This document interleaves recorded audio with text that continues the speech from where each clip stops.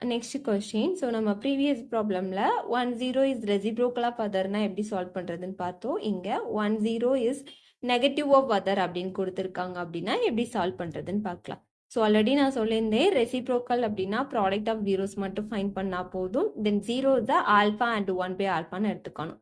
So negative of other அப்படின்னா என்ன எடுத்துக்கணும் அப்படின்னா சம் ஆஃப் ஜீரோஸ் கண்டுபிடிச்சா போதும். தென் ஜீரோஸை வந்து ஆல்ஃபா அண்ட் மைனஸ் ஆல்ஃபான்னு எடுத்துக்கோங்க. அதாவது நெகட்டிவ் ஆஃப் அதர் அப்படின்னா மீனிங், ஸோ 2 ஒரு ஜீரோனா -2 is an another zero. So 3 ஒரு ஜீரோனா -3ங்கிறது இன்னொரு சொல்யூஷனாக இருக்கும். Okay, so negative of other அப்படிங்கிறதுக்கு சம் ஆஃப் ஜீரோஸ் ஃபார்முலா மட்டும் போதும். ஸோ சம் ஆஃப் ஜீரோஸ்க்கு நமக்கு என்ன ஃபார்முலா தெரியும் அப்படின்னா minus coefficient of X divided by coefficient of X square. So இங்கே எக்ஸோட கோஎஃபிஷியன்ட் என்னன்னு பார்த்தீங்கன்னா கே. ஸோ அப்போ -k டிவைடட் பை எக்ஸ் ஸ்கொயரோட கோஎஃபிஷியன்ட் பார்த்தீங்க அப்படின்னா 3.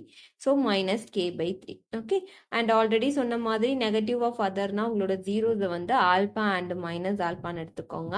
தென் நம்ம ஃபர்ஸ்ட் சம் ஆஃப் ஜீரோஸ் தான் ஃபைண்ட் பண்ணியிருக்கோம். ஸோ இப்போ நம்மளுடைய ஜீரோஸை நம்ம ஆட் பண்ணி என்ன வருதுன்னு பார்க்கலாம்.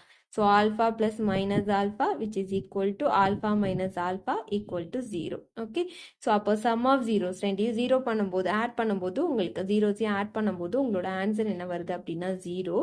ஆல்ரெடி நம்ம ஃபார்முலாவில் போட்டு சம் ஆஃப் ஜீரோஸ்க்கு ஒரு வேல்யூ ஃபைண்ட் பண்ணியிருக்கோம். ஸோ அதையும் இப்போ நம்ம ஃபைண்ட் பண்ண ஆன்சரையும் ஈக்குவேட் பண்ணலாம்.